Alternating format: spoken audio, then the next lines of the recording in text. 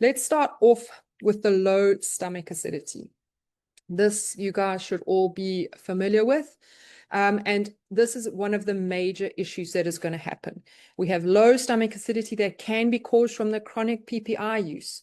It can be from H. pylori infection. It's 50 to 60% of the global population have an H. pylori infection that needs to be dealt with. We have autoimmune gastritis, could be one of the more severe things, but also the natural age-related decline. So I also want you to realize that not only is low stomach acidity a problem, but it is also low stomach health that is a problem. So it's a bit of a, one can exist without the other, but generally they happen together. So low stomach acidity and poor stomach health. So proteins never get properly denatured. That then moves down. And once we now need the pancreatic enzymes. What happens? We've got pancreatic insufficiency. This is generally caused by the traditional American lifestyle of chronic stress, and that's going to deplete the pancreatic enzyme. If you've got the more, as we said, severe things like history of pancreatitis or cystic fibrosis, those are going to be major things. But also you're going to get the age-related decline. So you're going to have an inadequate enzymatic breakdown. Your final thing is your intestinal damage. Now, this is where the body should be absorbing everything, but we've got SIBO and Candida overgrowth, parasitic infections. Those things are absorbing, they are counteracting, they're causing chaos within the intestine. We've got IBD, celiac disease, and post-infection infectious IBS. These are all going to contribute to that, the movement and the absorption of the amino acids being not where it should be. So this is going to reduce the transporter function. So here's a clinical poll for you guys. Maybe you don't know this, but your patient eating 100 grams of protein daily, which we would like them all to eat, may only be absorbing amino acids from about 40 to 60 grams. The rest is feeding your gut bacteria, creating inflammatory byproducts, or just passing through undigested. So bottleneck number 2, this is quite an interesting one, competitive absorption, especially at the blood-brain barrier. So this is where we're going to start to have, you're looking at your depressed client or anxious patient, and you're going, hey, you know what, I think you need to eat high tryptophan foods such as turkey and eggs. Well, the problem is that tryptophan is the only precursor to serotonin.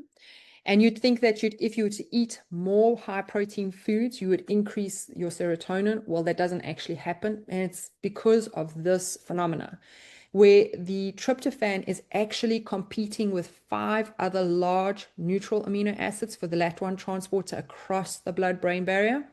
And these 5 are your tyrosine, phenylalanine, lysine, isoleucine, and valine. And what happens is, we think, okay, well, we're going to bypass this whole problem. We're going to try and get a huge dose of tryptophan into the brain. We're going to make them eat a nice high protein diet. But all that happens is that you've now got all the amino acids rise within the blood. So your tryptophan levels may go up 50 to 80 micromolar after a nice big protein meal, but your branched chain amino acid levels go up skyrocketing at 200 to 500 micromolar.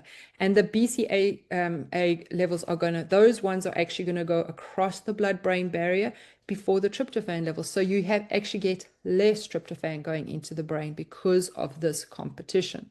So clinically, what's that? The anxious patient doesn't improve with more protein. A lot of the times, the post-workout protein shake can actually worsen sleep, especially if you're doing your exercise at night. And some patients feel worse mentally on a high protein diet. Why do we need to know this? Because actually supplementing with an amino acid, we need to maybe be a little bit more strategic. So to do strategic amino acid timing, where you're going to take tryptophan separate from your other amino acids, or using 5-HTP, which doesn't compete. Important to know. Bottleneck number 3, conditional essentiality. This is quite a different way of looking at it, but we've got the non-essentials becoming essential. So there are 9 essential amino acids in the body and 11 non-essentials. And so the non-essentials are going to be created from the essentials.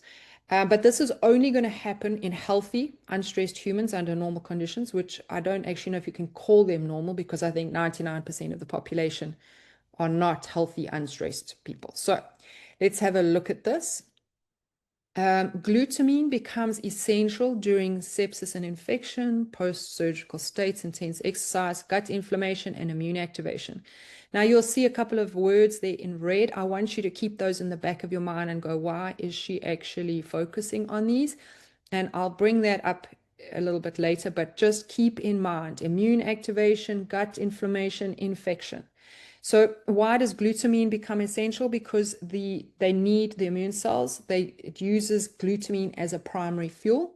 And during stress, you cannot produce enough glutamine to actually keep up with what's needed. So your blood glutamine levels actually drop by 30 to 50%. And you get impaired immune function. This is going to worsen gut permeability. And then it's also going to start to cause muscle catabolism as the body looks for the glutamine in the muscle.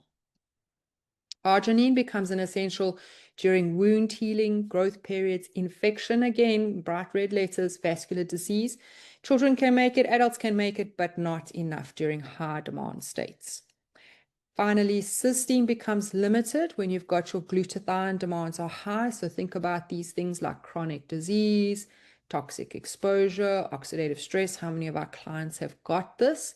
When inflammation is chronic and your detoxification pathways are overwhelmed, think about those livers, think about all of that stuff.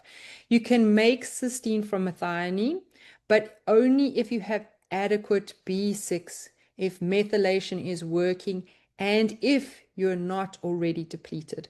I'm telling you now, 99.9% of your clients have one or two or all three of those issues. Not adequate B6, they don't methylate properly, and they are probably all chronically depleted. So what that means is that where we would say, oh, we just need to supplement with essential amino acids, that falls out the window now, because we're actually realizing we need to do both essential and non-essential, because the body is just not able to cope.